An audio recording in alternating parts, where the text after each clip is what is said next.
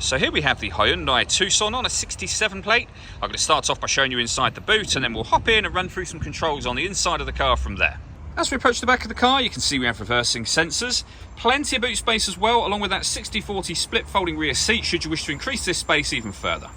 Okay, now that we're inside the car, we're going to start with the dials. On the left-hand side, first of all, we have the rev counter and coolant temperature gauge. Over on the right-hand side, the speedometer and fuel gauge. And then in the middle, first of all, you can see the total miles of this car, which are 43,336. Above that, we have a digital readout for the speedometer. You can change that information for various bits of trip computer and fuel economy information. There are other menus available too. So you have a satellite navigation menu, vehicle systems, your audio, service information, and also your user settings as well.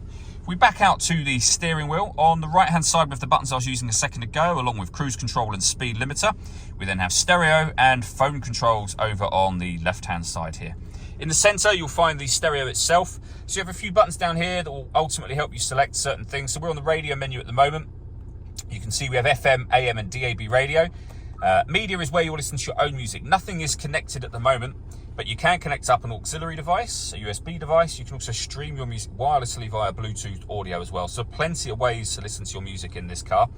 We have satellite navigation, which you can access just here. There's a full video showing how the sat nav works on our website and on our YouTube channel.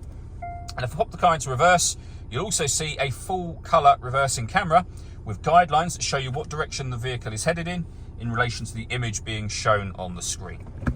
Working our way down, we then have dual zone climate control. So you can adjust the passenger temperature, the driver temperature. You can increase and decrease the fan speed. You can determine what direction you'd like the air to be distributed in. Once you're happy with those settings, this button turns your air conditioning off in this case, back on again. Or you can hit auto. The car will now maintain those temperatures by taking full control of the fan speed and the direction of the air for you. You can override that anytime you wish to, put it back on whatever manual setting you'd like to have it on. We have a heated driver's seat with 3 heat settings, and the same over here for the passenger side as well.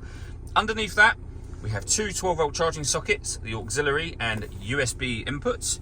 We have a 6-speed manual gearbox, and then these buttons just here. So you can turn the parking sensors off, back on.